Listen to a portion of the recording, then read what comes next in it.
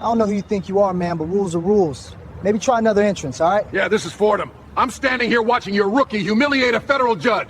Your supervisor? Good. Bring him down. Now. And have internal affairs on speed dial while you're at it.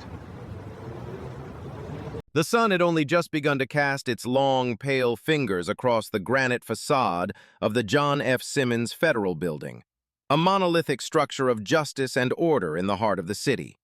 It was 7:30 a.m., and the day was unfolding with the predictable, metronomic rhythm of federal business. A steady stream of dedicated public servants, prosecutors, clerks, administrative staff, and U.S. Marshals flowed through the building's various entrances, their faces etched with the quiet determination of those who keep the gears of government turning. The air was cool and carried the scent of morning traffic and freshly brewed coffee from the cart on the corner.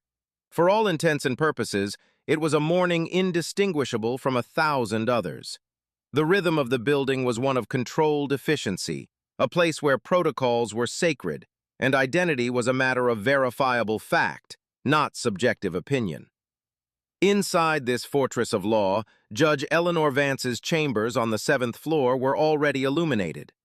At 54, Judge Vance was a formidable presence on the federal bench.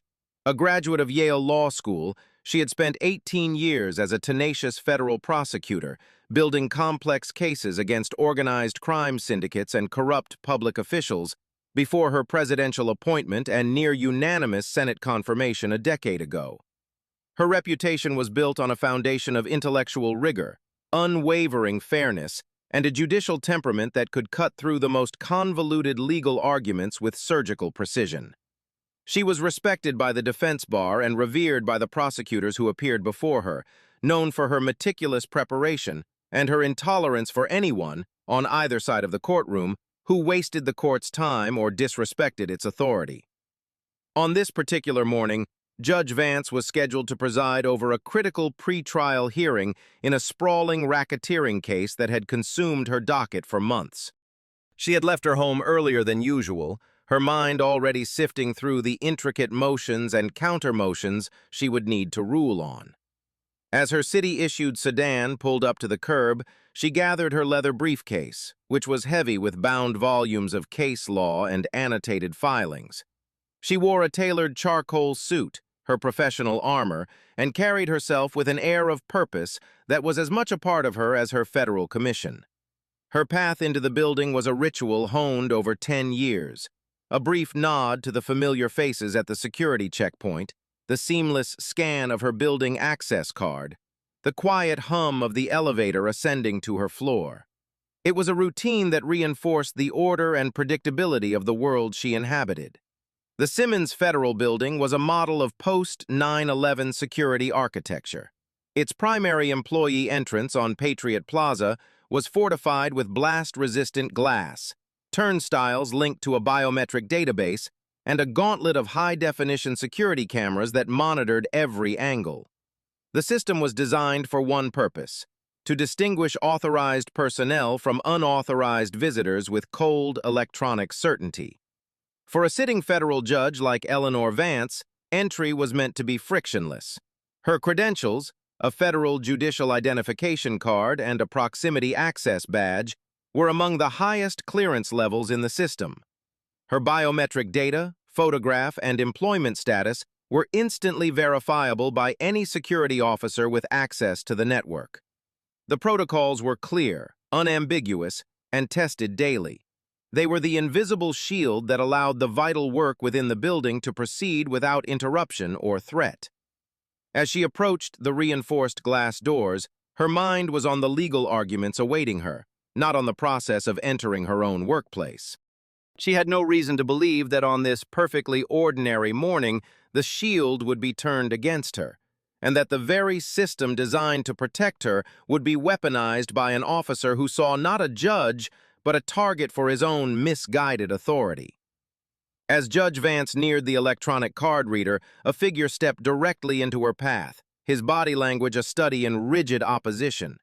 He was young, no older than his mid-20s, with a fresh-from-the-academy haircut and a uniform that still looked stiff and new. His name tag read, K. Maxwell. He wasn't one of the regular federal protection officers she recognized.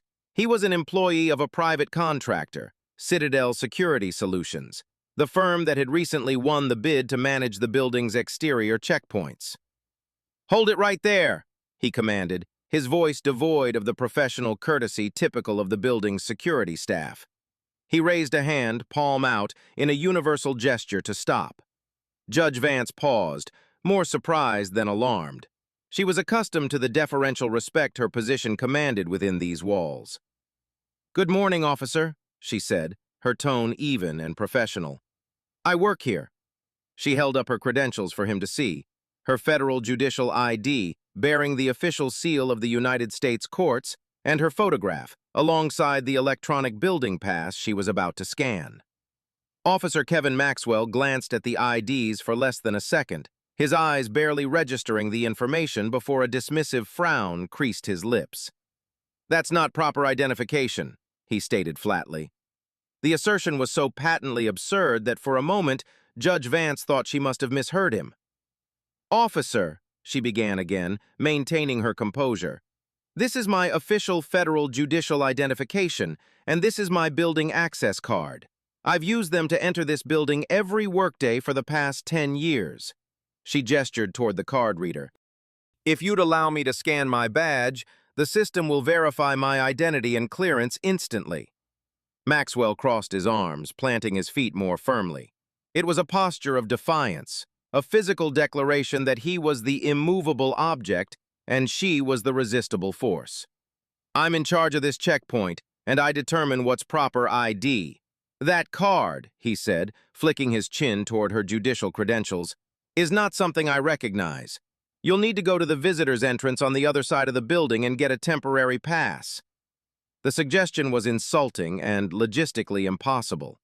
The visitor's entrance wouldn't open for another hour, and the process would make her late for her 8:30 a.m. hearing. More importantly, it was a complete fabrication of protocol. Federal employees, especially judges, were explicitly not to be routed through visitor processing. This wasn't a security measure, it was a power play. Judge Vance recognized the pattern immediately. She had seen it play out in countless civil rights cases that had come before her court. It was the color of law in its most elemental form. An individual with a sliver of delegated authority using it not to uphold the law, but to impose his own will and prejudices. "I am a United States District Judge," she said, her voice dropping a register, acquiring the steel-edged clarity she reserved for admonishing attorneys in her courtroom. "My office is on the 7th floor. I am not a visitor. The protocol for verifying my identity is to scan this badge. Please step aside." Maxwell's jaw tightened. The challenge to his authority, however polite, seemed to galvanize his resolve. "I don't care what you say you are. My job is to ensure this building is secure, and until I'm satisfied, you're not getting in." The interaction, which had taken less than a minute, was being meticulously documented. 4 separate cameras were capturing the scene. Camera 1, positioned overhead, recorded their respective positions and the clear presentation of her credentials. Camera 2, angled from the side, captured the dismissive flick of Maxwell's eyes and his confrontational posture. Camera 3, embedded near the card reader, was recording a high-resolution image of her face and the ID she held up. And crucially, the system's ambient microphones were picking up every word, every command, every calm explanation, and every hostile refusal. In that moment, Officer Kevin Maxwell was not just blocking a federal judge, he was creating an indestructible record of his own misconduct. He believed he was projecting strength and control. In reality, he was methodically ending his career, frame by frame, word by word. Judge Vance understood she was now in a delicate situation. Escalating the confrontation with anger would be counterproductive. She was a judge, an embodiment of reason and law, and she had to conduct herself accordingly, even when faced with blatant obstruction. Her mind, trained to dissect problems into their component parts, began to analyze the officer's behavior not as a personal insult, but as a failure of a system. "Officer Maxwell," she said, reading his name tag clearly to let him know she was identifying him. "Let's review the procedure together. Your own training should have instructed you on the hierarchy of federal identification. This card," she held up the judicial ID again, "is issued by the Administrative Office of the U.S. Courts. It is a federally recognized document that grants me certain privileges and protections. This access badge," she indicated the other card, "is what interfaces with your security system. When I scan it, your monitor at the security desk inside will display my photograph, my name, and my clearance level. The system, not your personal recognition, is what verifies my identity." "Are you disputing the validity of the electronic security system?" She was giving him an out, a chance to pivot from his confrontational stance to a procedural one. She was offering him a way to save face by deferring to the technology. But Maxwell seemed to interpret her calm, logical explanation as condescension. His expression hardened further. "I'm not disputing anything. I'm telling you that I have to be satisfied. And I'm not. For all I know, these could be fake." The accusation was staggering in its unprofessionalism. It implied a level of forgery and audacity that was nonsensical. To believe a woman in a business suit was attempting to infiltrate a federal courthouse with a fake judicial ID at 7:30 in the morning was not a sign of vigilance. It was a sign of paranoia, or something far more sinister. "If you suspect my credentials are fake," Judge Vance countered, her patience wearing thin but her voice remaining steady, "then your protocol is not to block me indefinitely. It is to contact your supervisor or the U.S. Marshals Service, who can verify my status in less than 30 seconds. I am formally requesting that you do so now. Use your radio and ask for verification for Judge Eleanor Vance." She had invoked the chain of command, the proper channel for resolving any legitimate security concern. For any reasonable officer, this would be the end of the argument. It was a direct procedural request that shifted the responsibility from him to a superior. But Maxwell's ego was now inextricably tied to his initial decision. To call his supervisor would be to admit uncertainty, to concede that he might have been wrong. From his rigid posture and the defiant set of his jaw, it was clear he would not back down. "I don't need to call anyone. My instructions are to handle this checkpoint myself, and I'm handling it. Step back from the door." He took a small step toward her, using his physical presence to intimidate. This was the critical juncture. His refusal to use his radio, his refusal to follow the established protocol for verification, transformed his actions from a potential training deficiency into willful obstruction. He was no longer enforcing security, he was creating a security incident. He had been given multiple opportunities to de-escalate, to follow procedure, to resolve the situation professionally. He rejected every single one. Instead, he chose to double down on his own flawed judgment. Judge Vance made a mental note of the exact time. Every second that passed now added more weight to the legal and professional consequences that were accumulating, like a gathering storm cloud, directly over Officer Maxwell's head. The cameras continued to roll, impassive, silent witnesses to a man dismantling his own future in the stubborn belief that he was just doing his job. He couldn't have been more wrong. Just as the standoff reached a new level of absurdity, another figure approached the entrance from behind Judge Vance. It was Judge Robert Coleman, a senior judge who had served on the same bench for over 20 years. He was in his late 60s, a distinguished man with silver hair, wearing a nearly identical dark suit and carrying a similar leather briefcase. He walked with an air of easy familiarity, nodding to Judge Vance as he came up beside her. "Eleanor," he greeted her warmly, then noticed the tense tableau. "Is there a problem?"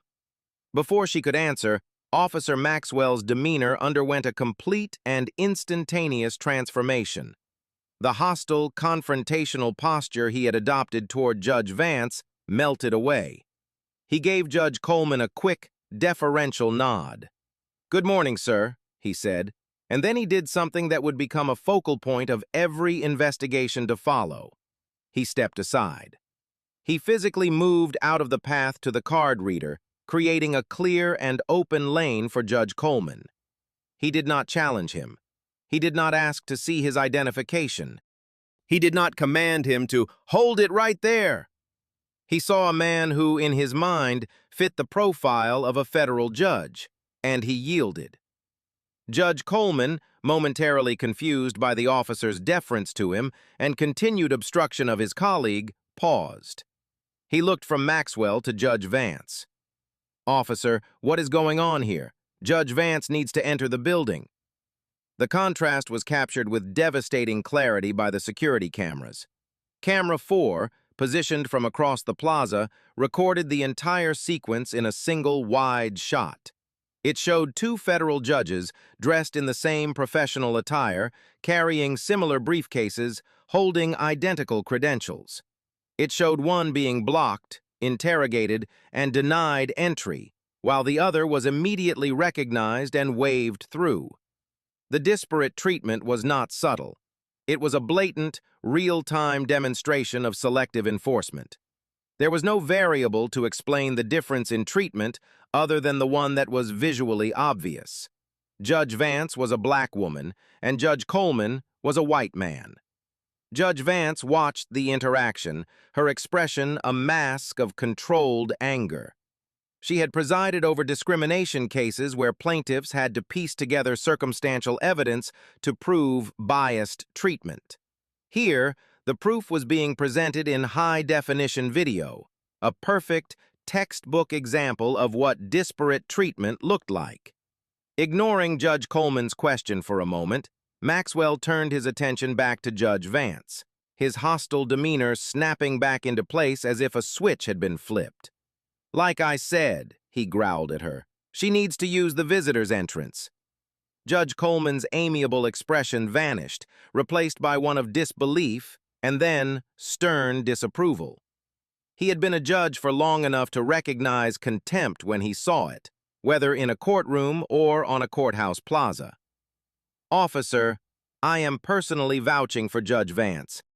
We have served on the same federal bench for a decade.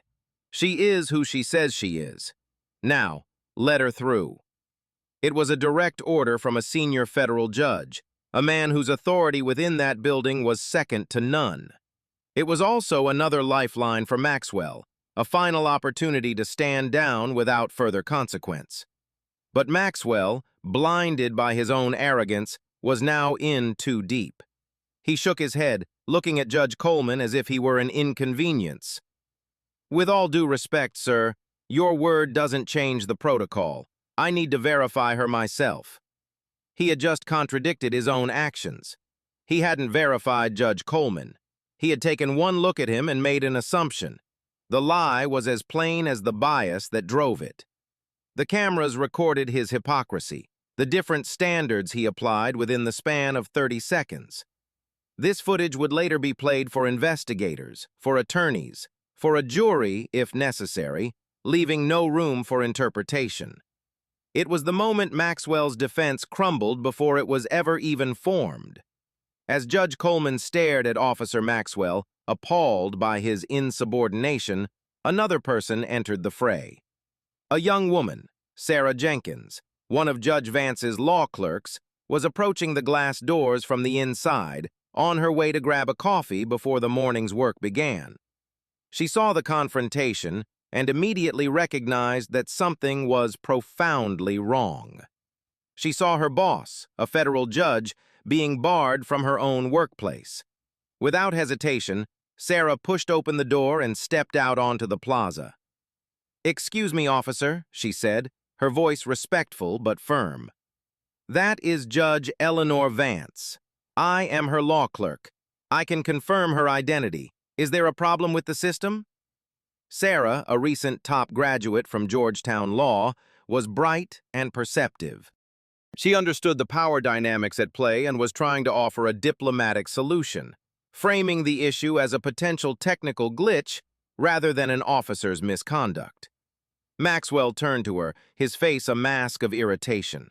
He clearly viewed her intervention as another challenge to his authority. "Ma'am, this is a restricted security matter. Please return inside the building. This doesn't concern you." "It does concern me," Sarah replied, holding her own federal employee badge aloft. I work for Judge Vance. She is scheduled to preside over a major hearing in less than an hour.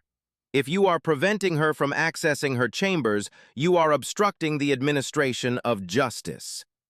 The phrase, obstructing the administration of justice, was not one to be used lightly in a federal building. It carried immense legal weight. For Maxwell, it should have been a blaring alarm bell. But instead of pausing to consider the implications, he saw only a young woman he could bully. I said, "Step back inside," he repeated, his voice rising in volume. You're interfering with a security checkpoint. That's a federal offense. The threat was empty and absurd. A law clerk attempting to verify her judge's identity was not interfering. She was assisting. But Maxwell was no longer operating within the bounds of reason. His world had shrunk to the few square feet of pavement he was defending, and his only goal was to win this confrontation he had initiated. Judge Coleman, seeing the officer threaten a court employee, stepped forward. That's enough, officer. You are completely out of line. You have now been given verification by 2 federal court employees, one of them a sitting judge. Your continued refusal to allow Judge Vance to enter this building is no longer a matter of protocol. It is harassment. He pulled out his cell phone. I am calling the chief of the U.S. Marshals Service for this district right now. The mention of the Marshals, the ultimate law enforcement authority within the courthouse, should have been the final straw. They were the protectors of the judiciary, responsible for the safety of judges and the security of the courts. Involving them meant the situation was escalating to the highest level. But as Judge Coleman began to dial, Maxwell, feeling his control slipping away as more people questioned him, seemed to snap.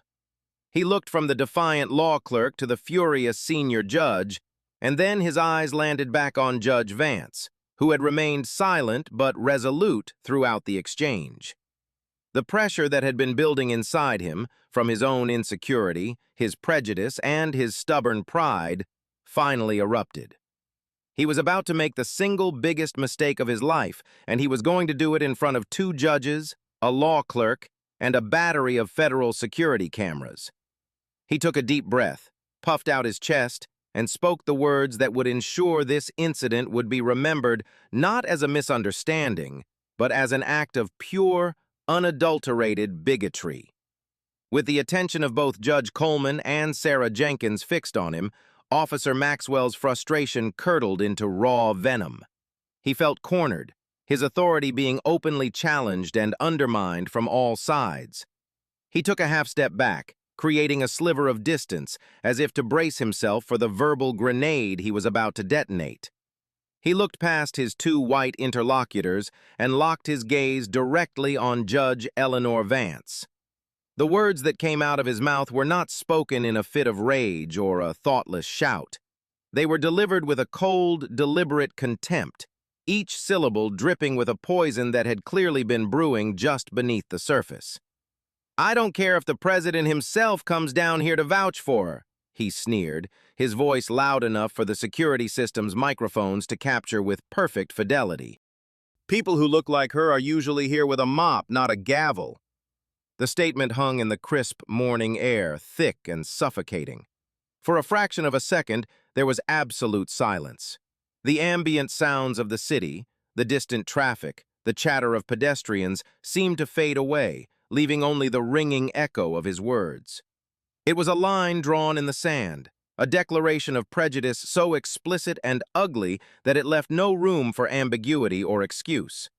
He had taken the subtext of his actions, the suspicion, the disparate treatment, and made it the undeniable text. The reaction was instantaneous and profound, captured like a series of still photographs by the ever-watchful cameras. Camera 2 caught Judge Coleman's face shifting from stern anger to utter, slack-jawed outrage. His hand holding the phone froze mid-dial. As a jurist who had spent his life upholding the principle of equal justice under the law, he had just witnessed its most brutal and casual desecration at the entrance to his own courthouse. Camera 3, focused on Judge Vance, recorded a flicker of deep, profound pain in her eyes, instantly suppressed and replaced by a look of glacial, crystalline fury. She did not gasp. She did not flinch. Her posture remained ramrod straight. She had just been handed the evidentiary equivalent of a signed confession. She knew, in that precise moment, that the fight was over and she had won. The only question left was the scale of the victory. Camera 1, the overhead wide shot, captured Sarah Jenkins taking an involuntary step back, her hand flying to her mouth in shock. Her legal training kicked in a second later, and her hand moved from her mouth down to the pocket that held her smartphone. She was now not just a witness, but a documentarian. Judge Vance was the first to speak, her voice cutting through the stunned silence with the chilling precision of a scalpel. "Officer Maxwell," she began, "thank you. You have just confirmed the discriminatory animus behind your actions. Be advised that your statement has been recorded by at least 4 federal security cameras and heard by 3 witnesses, including a fellow federal judge. You have moved beyond simple obstruction and into the realm of a clear-cut, actionable civil rights violation." She angled her body slightly, ensuring the camera had a clear view of her face as she spoke. "I am now, for the final time, ordering you to contact your supervisor. Refusal to do so will be added to the complaint." Maxwell seemed to finally grasp the enormity of his blunder. A flicker of panic entered his eyes, replacing the arrogant defiance. I was just... "You're twisting my words," he stammered, the excuse sounding feeble even to his own ears. "There is no twisting what you just said, officer," Judge Coleman interjected, his voice booming across the plaza. He had completed his call. "I have Chief Deputy Marshal Thompson on the line. He heard that last statement. They are on their way down. Your security career, young man, has just ended." Maxwell's face went white. The color drained from his cheeks as the reality of his situation crashed down upon him. He had not been enforcing protocol. He had not been securing a federal building.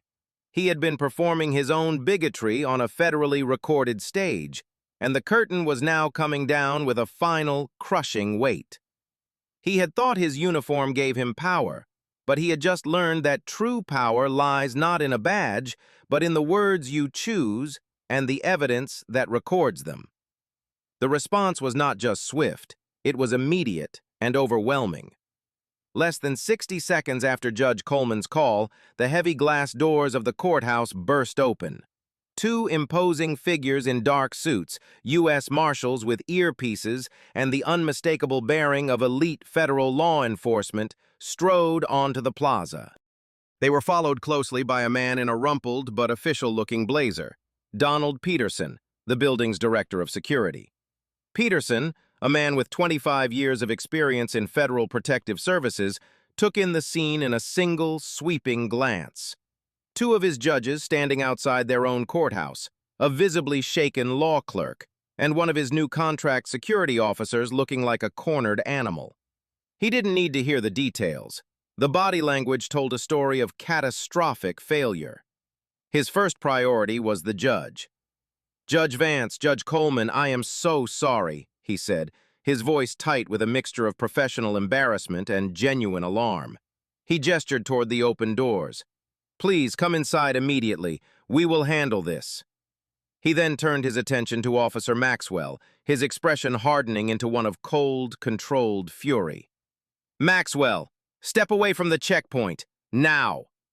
The tone was not a request. It was an order delivered with the full weight of the federal government behind it. Maxwell, who just moments before had been puffed up with self-importance, seemed to shrink inside his uniform. The false authority he had projected evaporated under the glare of actual authority. "Sir, I was just following procedure," he mumbled, a desperate, reflexive attempt to defend the indefensible. Peterson cut him off with a sharp chop of his hand. "You will be silent," he commanded. "You have refused to verify the credentials of a federal judge. You have ignored the verification of another, and I have a chief deputy marshal on my radio telling me you made a discriminatory statement that constitutes a federal civil rights violation. You are relieved of your post, effective immediately. Hand over your radio and your access card. One of the deputy marshals stepped forward, his hand extended. Maxwell, his face now a pasty shade of gray, fumbled with his belt, his hands trembling as he unclipped his radio. He handed it over, along with the access card that had, until a few minutes ago, given him a fleeting sense of power. "You will be escorted to the security office to write your statement," Peterson continued, his voice like ice. "You will not speak to anyone else. You will wait there until you are formally dismissed by your company's liaison. Do you understand?" Maxwell gave a weak, pathetic nod. The second deputy marshal gestured for him to walk, and Maxwell moved with the defeated shuffle of a man whose world had just imploded. As he was led away, he cast one last look at Judge Vance, a look not of remorse, but of bewildered disbelief, as if he still couldn't comprehend how his morning had gone so horribly wrong. Meanwhile, Peterson and the first marshal were personally escorting Judge Vance, Judge Coleman, and Sarah Jenkins into the building's lobby. "Judge Vance, again, I cannot apologize enough for what you just endured," Peterson said, his sincerity palpable. "This is an unacceptable failure at every level. We will be launching a full and immediate investigation." As they walked toward the elevators, Peterson was already speaking into his own radio, his voice crisp and authoritative. "This is Peterson. We have a Code 7 security incident at the Patriot Plaza entrance involving Judge Vance. I want all video and audio from cameras 1 through 4 covering the last 30 minutes, isolated and preserved. Create a master copy under federal evidence protocols. Flag it for immediate legal review by the Administrative Office and the U.S. Attorney's Office. No one touches that data without my direct authorization. Acknowledge." By the time the elevator doors slid open to take Judge Vance to her chambers, the gears of the federal justice system were already grinding into motion. The evidence of Officer Maxwell's misconduct was being secured, archived, and prepared for the multiple agencies that do not take kindly to the obstruction and public humiliation of a member of the federal judiciary. The incident was no longer a confrontation on a sidewalk. It was a federal case in the making. Once inside the quiet sanctuary of her chambers, Judge Vance finally allowed herself a moment to exhale. The adrenaline that had sustained her through the confrontation began to recede, leaving behind a deep, weary anger. This was her workplace, a building dedicated to the principle that the law is impartial. To be treated like a criminal at its very doorstep was a violation that cut deeper than mere inconvenience. Sarah Jenkins, her law clerk, followed her in, her professional composure belying a simmering outrage on her judge's behalf. "Judge, I have my notes from the entire interaction," she said, already pulling out a legal pad. "I have timestamps and I recorded the last 2 minutes on my phone, including Officer Maxwell's statement and Judge Coleman's call to the marshals. I'll draft a formal declaration immediately." Judge Vance nodded, a flicker of gratitude in her eyes. "Thank you, Sarah. Pull the official access protocols for all contract security personnel. I want to cross-reference every single procedure that Maxwell violated." She was already shifting from victim to jurist, her mind instinctively beginning to build the framework of a case. This would not be swept under the rug. Within 30 minutes, Donald Peterson, the security director, appeared at her chamber doors. He held a small, sealed evidence bag containing a flash drive. His demeanor was somber, his face etched with the gravity of the situation.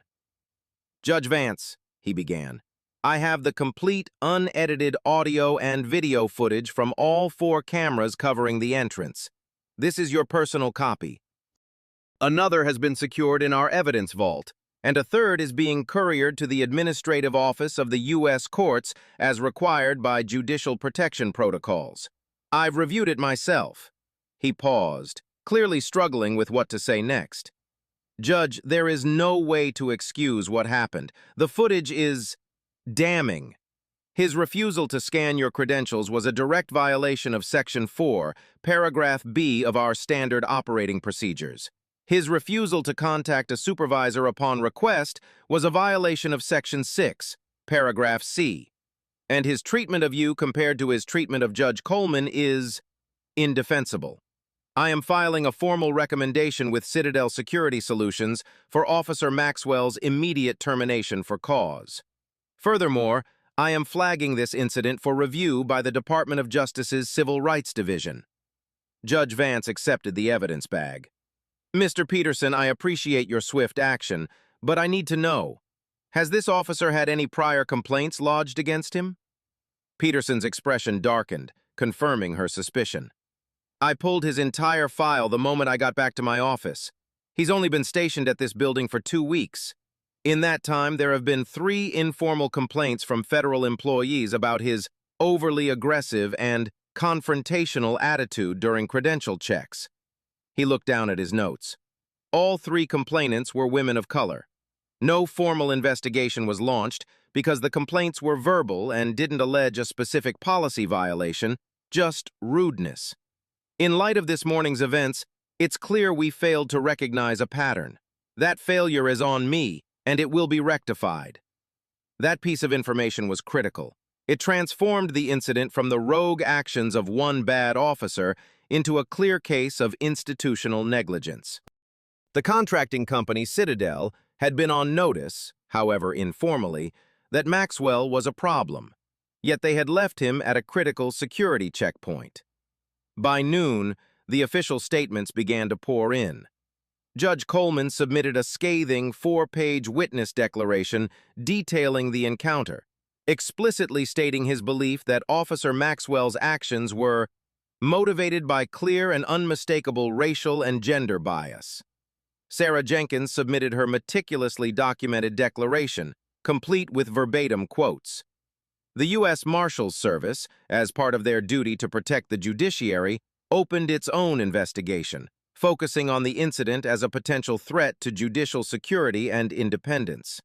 Their preliminary report noted that if any officer could arbitrarily deny a judge access to their courthouse, it represented a fundamental breach that could be exploited by those wishing to interfere with the judicial process. The evidence was no longer just a video file on a flash drive. It was a rapidly growing mountain, and it was about to cause an avalanche. The internal investigation at Citadel Security Solutions began before Officer Maxwell had even finished writing his heavily sanitized version of the incident report. The call from Donald Peterson had been followed by an even more alarming one from the General Services Administration, GSA, the federal agency that oversees government buildings and contracts. The GSA liaison was blunt. Citadel had a major crisis on its hands, one that threatened not only their multi-million-dollar contract at the Simmons Federal Building, but their reputation with every federal agency they served. Citadel's regional director, a harried man named Frank Miller, drove to the courthouse and was escorted to Donald Peterson's office, where he was shown the footage. He watched the 19-minute encounter in stunned silence. He saw his own employee, wearing his company's uniform, systematically violate protocol, display blatant insubordination, and commit an act of unambiguous recorded bigotry against a federal judge. The moment Maxwell delivered his line about a mop, not a gavel, Miller physically flinched. He knew he was watching the death of his company's federal portfolio. "I need to see his file," Miller said, his voice barely a whisper. Peterson slid a folder across the desk. "He's your employee, Frank, but since he was working on federal property, this is now our file, too." The contents of the file painted a picture not of a single mistake, but of a disaster waiting to happen. Kevin Maxwell, age 26, had been with Citadel for just over a year. He had washed out of 2 different local police academies, with instructor notes citing an inability to take constructive criticism and a tendency toward unnecessary escalation in role-playing scenarios. Citadel had hired him anyway, eager to fill posts for their newly won GSA contract. His training records were alarmingly thin. He had completed the standard 1-week state licensing course for security guards, but his federal-specific training consisted of a 4-hour online module that he had clicked through in under 70 minutes. There was no dedicated instruction on recognizing the various forms of federal credentials, no training on judicial security protocols, and no in-person sessions on de-escalation or implicit bias. He had been given a uniform, a badge, and a post at one of the most sensitive buildings in the city with functionally no preparation. Then came the complaints Peterson had mentioned. Miller read the internal notes from Maxwell's direct supervisor. The first complaint was from an attorney with the Department of Labor, a Latina woman, who said Maxwell had grilled her for 5 minutes about her credentials, asking if she was really an attorney. The second was from a black paralegal with the U.S. Attorney's Office, who reported that Maxwell had sneered and told her to lose the attitude when she asked him to step aside so she could scan her badge. The third was from a budget analyst for the FBI, also a black woman, who said he had demanded to search her briefcase despite her having a valid security clearance that prohibited such inspections without cause. In each case, Maxwell's supervisor had counseled him, which amounted to a brief chat where Maxwell claimed the employees were disrespectful, and the supervisor told him to try and be more professional. No formal report was written. Nothing was elevated to HR. The pattern Peterson had identified was not just a pattern of misconduct, it was a pattern of deliberate indifference on the part of Citadel's management. They had an employee who was a walking civil rights lawsuit, and they had done nothing. Miller felt a cold dread creep up his spine.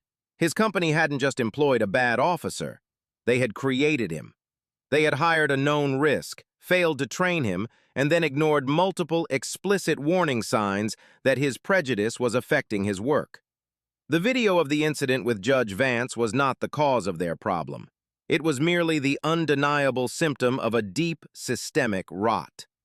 Any competent legal team would use this file to argue that Citadel's negligence was not just a contributing factor, but the proximate cause of the violation.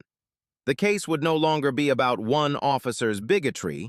It would be about a corporation's reckless disregard for the safety and civil rights of the people it was paid to protect. The news of the incident did not move up the federal chain of command. It exploded.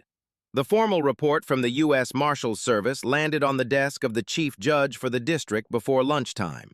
Simultaneously, the copy of the footage sent by Donald Peterson to the Administrative Office of the U.S. Courts, AOUSC, in Washington, D.C., was flagged for the personal attention of the director. The AOUSC is the Central Administrative Support Agency for the federal judicial branch. Its mandate includes ensuring the safety, security, and operational integrity of federal courts nationwide. An incident in which a sitting judge is illegally detained and racially harassed at the entrance to her own courthouse is not an administrative headache. It is a 5-alarm fire. Within hours, the AOUSC's Office of Judicial Security had convened an emergency review. Their focus was immediate and twofold. First, to assess any ongoing threat to Judge Vance, and second, to investigate the systemic failure that allowed the incident to occur. They dispatched a national security assessment team to the Simmons Federal Building to conduct a top-to-bottom review of Citadel Security Solutions operations, not just at that location, but at every federal courthouse where they held a contract. At the same time, another federal agency was stirring. The Equal Employment Opportunity Commission, EEOC, has jurisdiction over workplace discrimination. When the details of the case reached their regional office, it was immediately clear this was a textbook violation of Title VII of the Civil Rights Act. Judge Vance had been prevented from accessing her place of work based on her race and gender. The fact that the perpetrator was a contractor, not a direct government employee, was irrelevant. Citadel Security was operating under the authority of the federal government on federal property, making their actions subject to federal employment law. The EEOC opened its own parallel investigation, sending a formal request to Citadel for all documents pertaining to Maxwell's hiring, training, and supervision, as well as any and all prior complaints of discrimination made against their employees at federal facilities. The third, and perhaps most formidable gear in the federal machine to turn, was the Department of Justice itself. The U.S. Attorney for the district, upon receiving the referral from the marshals and viewing the footage himself, assigned 2 of his top prosecutors from the Civil Rights Division to review the case. They were looking at potential criminal charges against Maxwell under 18 U.S.C. Section 242, the statute that makes it a crime to willfully deprive a person of their constitutional rights under the color of law. While Maxwell was a private contractor, legal precedent had established that private security acting in a law enforcement capacity at a government facility could be held liable. The prosecutors began the process of scheduling grand jury testimony, starting with Judge Coleman and Sarah Jenkins. This multi-pronged federal response was unlike anything that would happen in a typical case of police or security misconduct. The victim was not an ordinary citizen whose complaint might languish in an internal affairs department for months. The victim was a component of the federal justice system itself.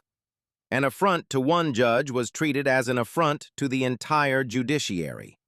The institutional mechanisms designed to protect the independence and integrity of the courts activated with a speed and ferocity that Citadel Security Solutions was completely unprepared for. They thought they had a PR problem and a potential lawsuit. They were about to discover they were the subject of 3 overlapping federal investigations, each with the power to issue subpoenas, compel testimony, and recommend sanctions that could cripple their business nationwide. The system was now investigating its own breach, and it would do so with relentless, bureaucratic efficiency. While the federal government was launching its institutional response, Judge Vance was initiating her own. She knew that true, lasting change would require more than just internal investigations. It would require the force of civil litigation to compel transparency and enforce systemic reform. She contacted a former colleague from her days as a prosecutor who was now a senior partner at one of the nation's leading civil rights law firms. 2 days after the incident, Judge Vance sat in a conference room with a legal team led by David Chen, a renowned litigator known for taking on complex discrimination cases against powerful corporations and government entities. They watched the security footage on a large screen in complete silence. When the video ended, Chen turned off the monitor, leaned back in his chair, and let out a long, slow breath. "Eleanor," he said, "in 25 years of practicing civil rights law, I have never seen a stronger case on video. This is not just a smoking gun. This is a cannonball fired at point-blank range." Her legal team immediately went to work, assembling a complaint that was as much a legal document as it was a narrative of profound institutional failure. The evidence was overwhelming, and they layered it meticulously. First, there was the video itself, the core, irrefutable proof. They had it analyzed by a forensic video expert who synchronized the 4 camera angles and isolated the audio, creating a timeline of the event that was accurate to the millisecond. Second, they had the witnesses. The declaration from Judge Robert Coleman was devastating. As a senior white male judge, his testimony about the disparate treatment he received was unassailable. Sarah Jenkins's declaration provided a precise, contemporaneous account from a trained legal observer. They also identified and took statements from 2 other federal employees who had been in the vicinity and had witnessed parts of the confrontation. Third, they had the pattern of negligence. The information about the 3 prior complaints against Maxwell, which Donald Peterson had shared with Judge Vance, became a cornerstone of their argument against Citadel.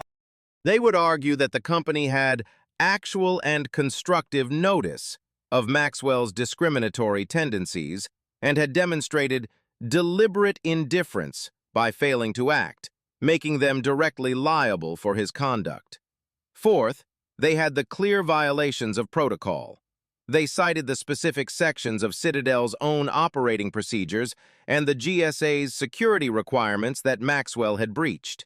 This wasn't a case of an officer making a difficult judgment call in a gray area. It was a case of an officer systematically ignoring his training and inventing his own rules. The lawsuit they filed in federal court was a masterwork of legal argumentation. It named Officer Kevin Maxwell individually for violating Judge Vance's civil rights under 42 U.S.C. paragraph 1983. It named Citadel Security Solutions for employment discrimination under Title VII and for negligent hiring, training, and supervision. And it named the building management firm that subcontracted with Citadel, ensuring every entity in the chain of responsibility was held accountable. The complaint, which ran to 63 pages, was supported by hundreds of pages of exhibits, including the sworn declarations, expert analyses, and stills from the security footage. The core of their legal argument was simple and powerful. This was not a random act of a rogue employee. This was the predictable and inevitable result of a corporate culture that prioritized filling posts over proper training and ignored clear warnings of discriminatory behavior. The lawsuit sought not only significant monetary damages for the violation of Judge Vance's civil rights and the emotional distress she endured, but it also demanded something far more important: a court-enforced injunction mandating a complete overhaul of Citadel's hiring, training, and oversight policies nationwide. The case was no longer just about one morning on a plaza. It was about changing an entire industry. The moment the lawsuit was electronically filed, it became a public document, accessible through the federal court's PACER system. It took less than an hour for a reporter from Court Watch, an influential legal news website that specialized in covering the federal judiciary, to find it. The reporter read the complaint, his eyes widening as he absorbed the details. He quickly downloaded the video clips that had been filed as evidence exhibits. He knew instantly that this was one of the biggest stories of the year. The article was published that afternoon under a headline designed to provoke maximum impact. "People who look like her are usually here with a mop. Federal judge blocked from courthouse by security officer in shocking video." The story was explosive. It contained the core allegations from the lawsuit, quotes from the sworn declarations of Judge Coleman and Sarah Jenkins, and, most critically, it had embedded the key clips from the security footage. The public could now see for themselves Officer Maxwell's aggressive posture. They could watch as he waved Judge Coleman through without a second glance, and they could hear with chilling clarity the hateful words he spoke to Judge Vance. The effect was instantaneous. The story rocketed across the internet.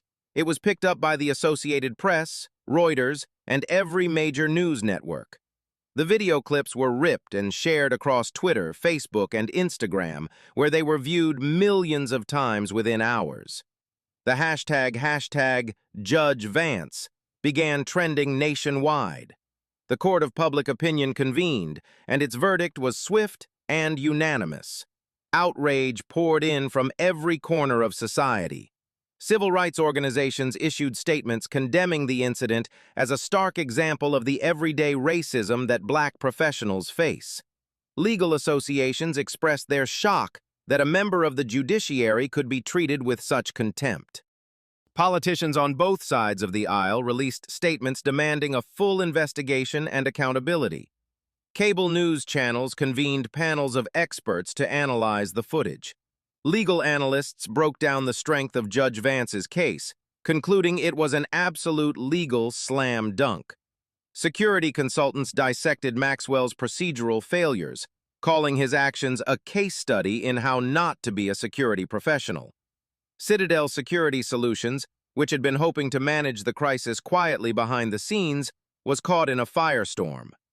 Their corporate headquarters was inundated with calls from angry citizens and reporters. Their social media pages were flooded with thousands of negative comments. Their stock price, if they had been a public company, would have plummeted. They released a short, panicked statement to the press. "Citadel Security Solutions is aware of the deeply regrettable incident involving one of our former officers and Judge Vance.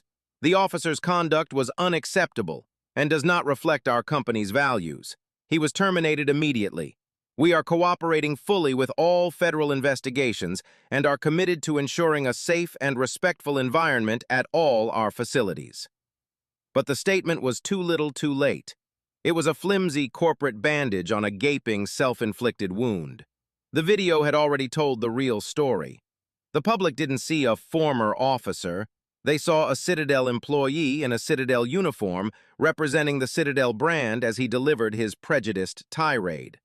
The damage to their reputation was catastrophic and irreversible. They had not only failed to protect a federal judge, they had become the source of her harassment. And now, the entire world was watching. The day after the story went viral, an emergency meeting was convened in a high-rise office building downtown. It was not a meeting of federal investigators or civil rights lawyers. It was a meeting between the executive leadership of Citadel Security Solutions and the senior claims adjusters and attorneys for their insurance carrier, the massive conglomerate that underwrote their liability policy. The mood in the room was funereal. The insurance company's lead attorney, a woman named Catherine Shaw, who had seen every kind of corporate disaster, got straight to the point. She gestured to a large screen where the infamous video clip was paused on Officer Maxwell's sneering face. "Let's be clear about our position," she began, her voice calm but devoid of any warmth. "This case is indefensible, not difficult to defend, not challenging. It is utterly, completely, and catastrophically indefensible. You have your employee on 4 different high-definition cameras committing a textbook civil rights violation against a sitting federal judge." She began ticking off the points on her fingers. 1. The evidence is video and audio. There is no ambiguity. 2. The victim is a federal judge with impeccable credibility and a deep understanding of the law. She will make the most sympathetic plaintiff imaginable. 3. The key witness against you is another federal judge. 4. Your employee's statement about the mop is an explicit admission of discriminatory animus. A first-year law student could win this case. 5. As we've learned from the plaintiff's filing, you had at least 3 prior complaints about this officer's conduct toward women of color, which you effectively ignored. That is not just negligence, that is reckless indifference, which opens the door to massive punitive damages. A Citadel executive tried to interject. "Our internal review showed—" Shaw cut him off. "I don't care what your internal review showed. I care about what a jury of 12 ordinary citizens will see. And what they will see," she said, pointing back at the screen, "is that. They will be horrified, and they will want to punish you. The damages in a case like this, if it goes to a jury, will not be in the hundreds of thousands. They will be in the tens of millions. Punitive damages could be even higher. This is what we call an extinction-level event for your federal contracts division." The reality of her words settled over the Citadel team like a shroud. They were not just facing a lawsuit, they were facing financial ruin. Their insurance policy had a cap, and a runaway jury verdict could easily exceed it, bankrupting the company. "So, what is our strategy?" the CEO of Citadel finally asked, his voice strained. "Our strategy is not to have a strategy," Shaw replied bluntly. "Our strategy is to end this, immediately. We are not filing a motion to dismiss. We are not engaging in a long discovery process, which would only uncover more evidence of your negligent practices. We are contacting David Chen's office today and beginning settlement negotiations. Our goal is to contain the damage and make this go away as quickly and quietly as possible, though the quietly ship has obviously sailed." She looked at each executive in the eye. "You need to understand this. You have no leverage. None. The plaintiff holds all the cards. We will be negotiating from a position of complete weakness. This will be expensive. It will be painful. But it will be infinitely less painful than letting a jury decide your fate. Our job now is not to win, it is to survive." The meeting ended. The legal team for Citadel and their insurance carrier drafted a letter to Judge Vance's attorneys. It didn't quibble over facts or deny liability. It simply stated their desire to engage in immediate and good-faith negotiations to resolve this matter amicably. The battle in the court of law was over before it had even begun. The only question remaining was the price of their surrender. When David Chen received the call from Citadel's legal team requesting to open settlement talks, he wasn't surprised. He knew the video was a silver bullet. He met with Judge Vance in her chambers that evening to discuss their strategy. "They're ready to write a check, Eleanor," he said. "A very large one. They know they have no choice. We can likely get a settlement in the high 7 figures without much of a fight." Judge Vance listened, her hands steepled on her mahogany desk. "The money is secondary, David," she said quietly but firmly. "It's a necessary component to acknowledge the harm, but it is not the point. I don't want this to be a simple transaction where they write a check and continue their shoddy business practices. If that's all that happens, then in 6 months, another officer just like Maxwell will harass another person of color at another federal building. The only difference will be that the victim won't be a federal judge, and they won't have the resources to fight back." She leaned forward, her eyes filled with a fierce resolve. "This is our leverage. This is our moment to force real systemic change. I want the settlement to be built around a framework of reform. The money is just the ink that signs the deal. The reforms are the legacy." Over the next 8 weeks, the two legal teams engaged in intense negotiations. Citadel's lawyers, as predicted, immediately offered a substantial monetary sum. Judge Vance's team barely acknowledged it. Instead, they presented a second document, a comprehensive 10-page list of mandatory institutional reforms. The demands were sweeping and non-negotiable. First, hiring and screening. Citadel had to implement a new enhanced screening protocol for all applicants for positions at federal facilities, including a thorough review of any prior employment records from law enforcement or other security agencies, and mandatory psychological evaluations to screen for authoritarian tendencies. Second, training. All officers assigned to federal buildings, new and existing, had to complete a mandatory 40-hour training course designed in consultation with civil rights experts and the AOUSC. The curriculum had to include detailed modules on federal credential recognition, implicit bias and anti-discrimination, de-escalation techniques, and the specific protocols for verifying the identity of judicial and other protected personnel. Annual recertification would be required. Third, oversight and accountability. All checkpoint interactions at federal facilities had to be recorded by both video and audio. Any complaint of harassment or discrimination, no matter how informal, would trigger an automatic mandatory review of the relevant footage by a supervisor within 24 hours. An officer who received 2 substantiated complaints within a year would be permanently removed from all federal posts. A supervisor who failed to properly investigate a complaint would face disciplinary action, up to and including termination. Fourth, transparency. Citadel had to agree to provide a quarterly report to the GSA and the AOUSC documenting every access denial incident, every complaint of misconduct, and the resolution of each case. These reports would be subject to independent audit. Citadel's lawyers balked.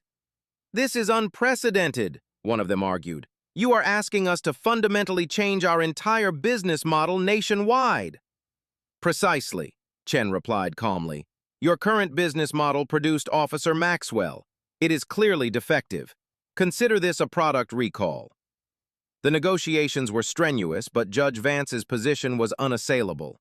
Every time Citadel's team pushed back on a reform, Chen would subtly remind them of the alternative, a public trial, with Judge Vance on the witness stand, narrating the video for a captivated jury. The threat was unspoken but ever present. Finally, Citadel capitulated. They agreed to every single reform.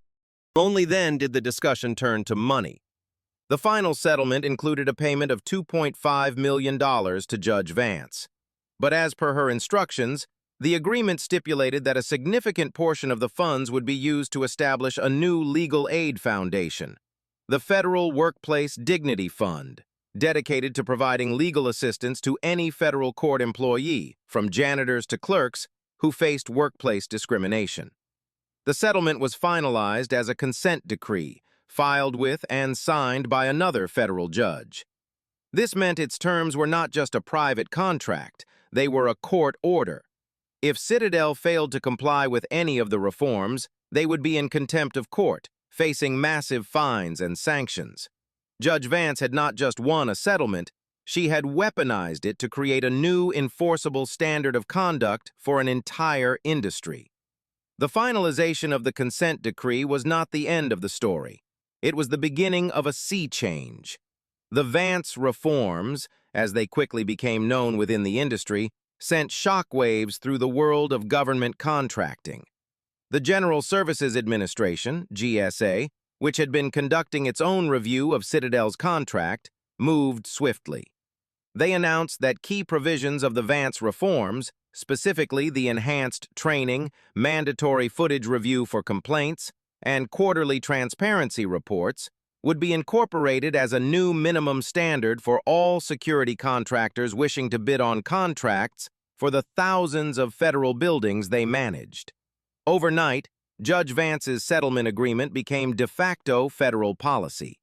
Security contracting firms across the country scrambled to react. Companies that had, for years, cut corners on training and oversight were now faced with a stark choice. Either invest heavily in upgrading their protocols to meet the new GSA standards, or become ineligible for lucrative federal contracts. Their insurance carriers, having watched the Citadel debacle with horror, reinforced this choice. Underwriters began demanding to see evidence of enhanced anti-discrimination training and accountability procedures, making it clear that companies who failed to adapt would face skyrocketing premiums or be denied coverage altogether. The market itself began to enforce the reforms, driven not by a sudden corporate conscience, but by the cold, hard logic of risk management and profitability. The Federal Judicial Center, the education and research agency for the federal courts, developed a new training module for all 30,000-plus judicial branch employees on responding to and reporting workplace discrimination and security breaches. The training used a case study explicitly based on Judge Vance's experience, providing clear guidance on how to document incidents, their rights under federal law, and the channels for reporting misconduct. It empowered thousands of employees who might have previously stayed silent. The cultural impact within federal buildings was just as significant. Federal employee unions, representing everyone from administrative assistants to maintenance staff, cited the Vance settlement in their negotiations, demanding stronger protections against harassment at security checkpoints.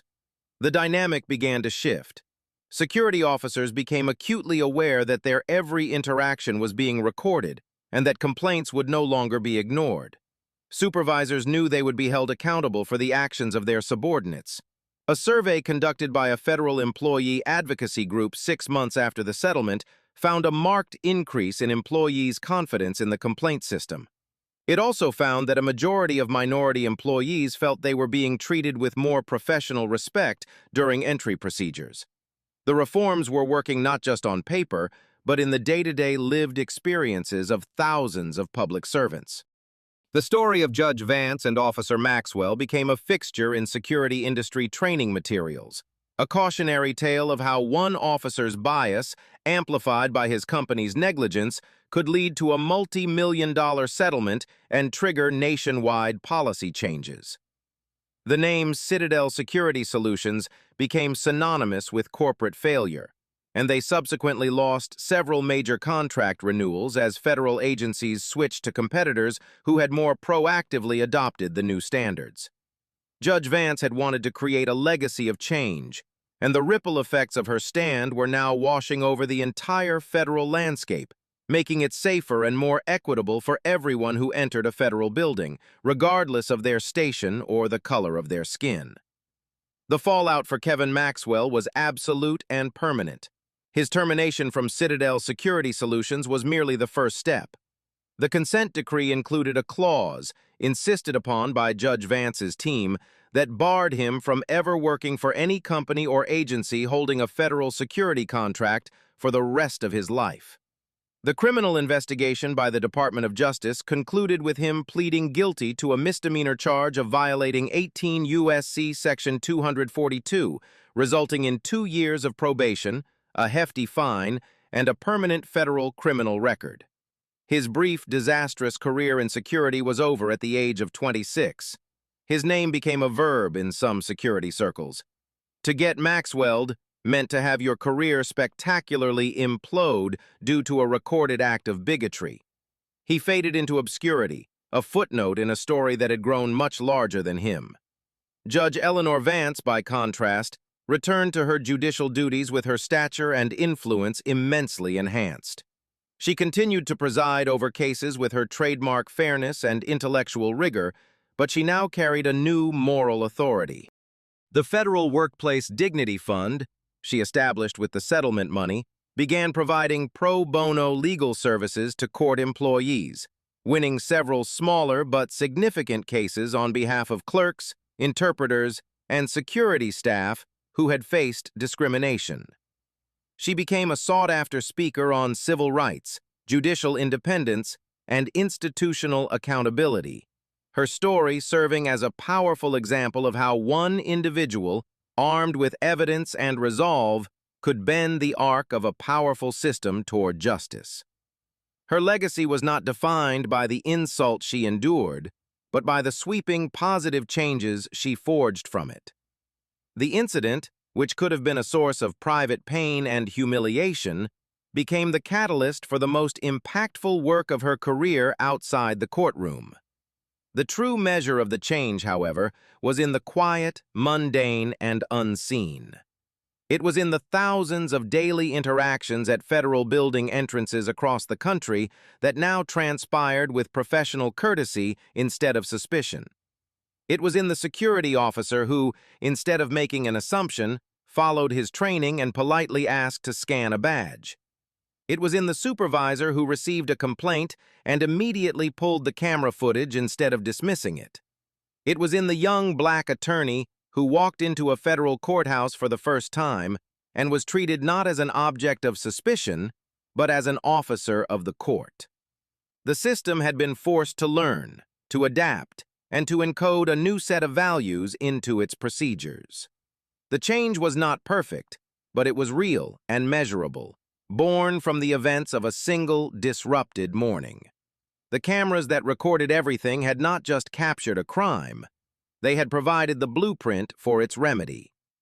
In the quiet aftermath, one might look back and try to understand the psychology of a Kevin Maxwell. What creates a person who, in a position of minor authority, chooses to inflict such a violation? It likely wasn't a single monstrous impulse, but a confluence of mundane failures. Perhaps it was a deep-seated insecurity, a man who had failed in other pursuits and clung to the power his new uniform gave him. Perhaps it was the echo of prejudices learned at home or absorbed from the darker corners of the internet, a worldview that saw a black woman in a position of power as an anomaly, a disruption of the natural order. His training was a failure of the system, but his actions were a failure of character, a void where empathy and professionalism should have been. He saw a challenge where there was none and manufactured a conflict to feel powerful, never realizing that true authority doesn't need to announce itself so loudly. One might also wonder what could have happened differently for Judge Vance. If she had arrived 10 minutes later, would a different officer have been on duty? If Judge Coleman hadn't appeared, would she have been forced to stand there indefinitely, her entire day derailed? The what-ifs are endless, but perhaps the better question is what her experience teaches us about self-protection in a world where credentials are not always enough.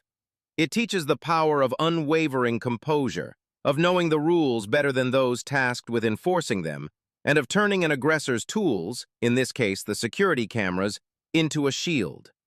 Her calm, methodical dismantling of Maxwell's authority was a masterclass in fighting a battle of intellect and will, not of volume or anger. The ultimate lesson is that while we cannot always control the prejudice we encounter, we can control our response, preserving our dignity and meticulously gathering the evidence for the inevitable reckoning. This incident was never just about a security checkpoint. It was about the fundamental right to exist and work in a place of honor without being questioned, diminished, or judged by the color of one's skin. What does it take for real accountability to happen in our own communities? Have you ever witnessed a situation where cameras made all the difference in uncovering the truth? Let us know your thoughts in the comments below. And if you believe in the power of holding systems accountable, be sure to subscribe.